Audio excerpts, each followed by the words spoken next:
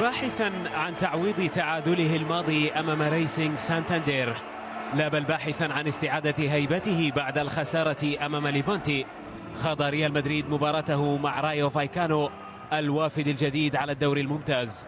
15 ثانية فقط احتاجها هذا الأخير ليطبق الصمت على مدرجات سانتياغو برنابيو بالكامل بهدف ميغيل كويستا أو ميتشو الذي حل كالصاعقة على مؤازري البلانكو وحتى على أعدائه. العملاق الصغير لم يكتفي بهذا القدر، بل كاد يعزز النتيجة وسط ذهول أصحاب الأرض.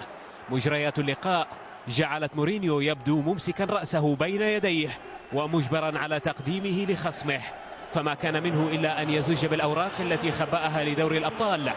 نزول مسعود أوزيل بث الروح في صفوف الأبيض.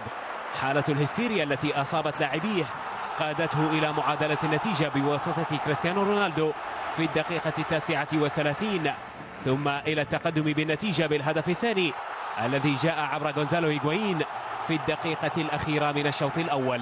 ومع انطلاقة الحصة الثانية منح الحكم ضربة جزاء للبرازيلي كاكا، سددها رونالدو محرزا هدف فريقه الثالث.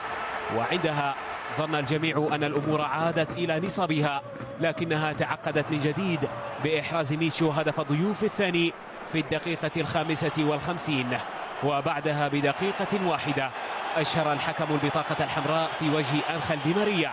وب10 لاعبين أنهى الريال المواجهة بالهدف الرابع الذي سجله الفرنسي رافائيل فاراني، ثم ابتعد بالنتيجة بإحراز الهدف الخامس عبر كريم بنزيما قبل أن ينقض على خصمه بالهدف السادس والهاتريك الثاني للنجم البرتغالي هذا الموسم.